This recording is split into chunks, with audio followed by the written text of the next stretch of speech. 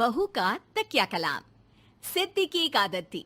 उसे इंग्लिश के शब्दों को अपनी हर बात के बीच में बोलने का बड़ा शौक था, खास तौर से स्टॉप। स्टॉप मम्मी जी, ये क्या कर रही हैं? बिल्कुल स्टॉप हो जाइए। कितनी बार कहा है कि किचन में कुछ भी सामान इधर उधर करने से पहले पूछ लीजिए। अरे क्या स्टॉप स्टॉप करती रहती है।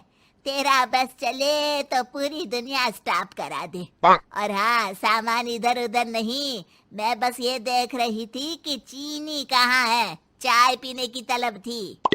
स्टॉप मम्मी जी, अब ये मत बोलिए कि आपको ये भी नहीं पता कि किचन में चीनी कहाँ होती है। सास को सिद्धि की बात बिना सर पैर की लगती है। वो उससे बहस नहीं करना चाहती, सो वहां से निकल जाती है। सिद्धि कमरे में।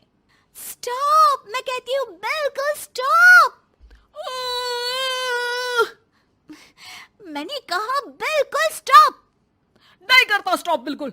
अरे यार, बिजली की वायर जोड़ रहा था, तुमने स्टॉप होने के लिए बोला और ये देखो क्या हुआ, करंट लग गया। अब करंट लगने पर चिल्ला रहा हूं तो भी स्टॉप। अरे चाहती क्या हो तुम? स्टॉप, मैं क्या चाहती हूँ? अरे अब कैसे स्टॉप हो जाऊं? मेरा मतलब है स्टॉप स्टॉप। सिद्धि फिर चली जाती है सब्जी वाले के पास। भैया, वो बैंगन किलो और आलू 5 किलो। Stop stop. काफी देर होने के बाद भी सिद्धि को उसका सामान नहीं मिलता। क्या है भैया, कब से बोल रही हूँ आलू 5 किलो, बैंगन 2 किलो, फिर दे क्यों नहीं दे रहे हो? भैया स्टॉप। बहन जी, मैं तो 2 मिनट में तोल दूं, लेकिन आप ही तो बोल रही हैं स्टॉप। अब इतनी तो अंग्रेजी हम भी जानते हैं ना कि स्टॉप का मतलब होता है कि रुक जाओ, तो रुक गए भाई। अरे यार, क्या लोग हैं। स्टॉप। अरे तोलो तोलो चलो। किसी तरह सामान लेकर सिद्धि घर आती है, जहां वो देखती है कि ढेर सारे मेहमान बैठे होते हैं। सिद्धि आते ही जोर से चिल्लाती है, स्टॉप! आप यहाँ सब कैसे? अरे अब कैसे स्टॉप हो जावे बहू, जितना आना था आ गए हम। हाँ बैठिए ना। सासू माँ, आप बात करिए, मैं चाय बनाकर ला रही हूँ। सभी बात करने में लग जाते हैं कि तभी सिद्धि किचन से निकल कर आ जाती है। Stop stop. अरे क्या खाएंगे आप लोग? पकौड़ी बना दूं या चीला, या फिर इडली बना दूं? अरे जो मर्जी बना दो, बस ले आओ जल्दी से बहू, इन लोगों को निकलना है, कोई जरूरी बात करने आए हैं। अच्छा अच्छा स्टॉप। सिद्धि स्टॉप वाला अपना तकिया कलाम बोलकर निकल जाती है, लेकिन थोड़ी देर बाद जब वो कमरे में चाय नाश्ते के साथ आती है तो जरूरी बात हो गई आप लोगों की, या मेरे डर से शांत हो गए कि चुप हो जाओ, सिद्धि आ गई है। बोलिए ना।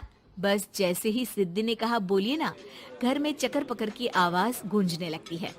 अरे तुम स्टॉप क्या बोल कर गई, सभी शांत हो गए, अब बात शुरू करेंगे। हाँ भाई बहू, तुम वो स्टॉप बोल कर गई तो हम लोगों को लगा कि शायद तुम भी सुनना चाहती हो कि हम लोग क्या बात कर रहे हैं। फिर जो मेहमानों की बात शुरू होती है वो घंटों बीत जाते हैं, चलती ही रहती है। अरे तेरे स्टॉप के चक्कर में दोपहर हो गई, अब जाकर सबके लिए जा खाना बना कर लिया। तभी स्टॉप नहीं बोला होता तो अब तक बात खत्म हो चुकी होती। बेचारी सिद्धि करती भी क्या, खुद के स्टॉप बोलने की आदत से खुद ही परेशानी मोल लेती है। आप लोग खाना खाकर जाइए, हाँ मैं जा रही हूँ बनाने। मम्मी जी, लेकिन स्टॉप, मैं ना खाना बनाकर लाती हूँ। सिद्धि सबको खाना खिलाकर विदा करती है।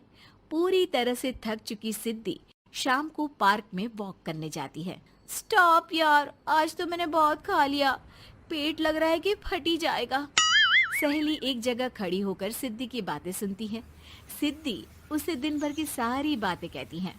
स्टॉप यार स्टॉप, चल मैं घर जा रही हूँ। सोचा था थोड़ा वॉक कर लूंगी, पेट हल्का हो जाएगा। सारा दिन काम कर कर के थक भी गई थी, लेकिन यार तेरे कारण बस खड़ी ही रह गई। वैसे तो पार्क करने क्या आई थी? और यार बड़ी अजीब लड़की है, मैंने कितनी बार बोला कि मैं वॉक पर आई थी, लेकिन तू स्टॉप स्टॉप बोलकर रोक लेती थी मुझे। यार प्लीज अब तू जा, मैं वॉक करके ही घर जाऊंगी। ओ यार, वो स्टॉप तो मेरा तकिया कलाम है। घर के सभी लोग सिद्धि के स्टॉप से परेशान थे। वे कभी उसके बोलने पर स्टॉप हो जाते तो मुसीबत आ जाती, कभी नहीं होते तो भी मुसीबत आ जाती। अरे मैं तो इस बहू के तकिया कलाम से परेशान हो गई हूँ। अरे कोई तो उसकी ये आदत हटाए। देखो माँ, ये जो आदत होती है ना, जब तक खुद की जान पर न बन जाए आदत छूटती नहीं। अरे उसकी जान पर बनाए उससे हमें क्या, हम लोगों के लिए तो ये परेशानी का कारण बनती ही जा रही है। उधर सिद्धि खुद सोचती है, अरे यार, पहले बाजार से देर, फिर दिन का सारा खाना, और फिर पार्क में मैं टहल भी नहीं पाई। क्या करूं? इस तकिया कलाम के कारण मैं खुद ही परेशानी झेल लेती हूँ। एक काम करती हूँ, आज से सोच समझ कर बोला करूंगी। बहू स्कूटी उठाती है और निकल जाती है, लेकिन जैसे ही वो बीच चौक पर पहुंचती है, स्कूटी फिसल जाती है और वो नीचे गिर जाती है। हाय रे, कोई तो बचाओ, किसने टक्कर मार दी मुझे? कितना दर्द हो रहा है, कोई तो डॉक्टर के पास लेकर चलो। स्टॉप। बस जैसे ही बहू स्टॉप बोलती है, सारे वहीं रुक जाते हैं। बड़ी घमंडी औरत है, एक तो हम बचा रहे हैं, ऊपर से देखो स्टॉप बोल रही है। स्टॉप? कोई नहीं है क्या इस पूरे शहर में? बहू अपने तकिया कलाम की रट लगा कर रखती है। स्टॉप, कोई है? कोई स्टॉप? लोग उसकी मदद के लिए आगे तो आते हैं, लेकिन जैसे ही उसका तकिया कलाम सुनते हैं, वहां से निकल जाते हैं। तभी कहीं से उसका पति लौट रहा था। वो बीवी को रास्ते में पड़ा देख हैरान रह जाता है। अरे तुम यहाँ, कितनी चोट लगी है तुम्हें? पति आसपास खड़े लोगों पर गुस्सा हो जाता है। आप लोगों को दिखाई नहीं दे रहा कि मेरी बीवी को चोट लगी है? कोई भी नहीं है जो उसे उठाकर बिठा सके? अरे भाई साहब, कोई क्या मदद करे इस महिला की। और इतनी घमंडी है, जब भी इन्हें उठाने की कोशिश करो स्टॉप स्टॉप बोल देती है। स्टॉप! ये क्या बोल रहे हैं आप लोग? मैं पिछले आधे घंटे से दर्द सह रही हूँ। स्टॉप! पति समझ जाता है कि मामला क्या है। वो सर पर हाथ रख लेता है, लेकिन जल्दी ही बीवी को डॉक्टर के पास ले जाता है। ओह, इन्हें तो बहुत ज्यादा चोट लगी है। आप लोगों ने इन्हें लाने में कुछ ज्यादा ही देर कर दी है।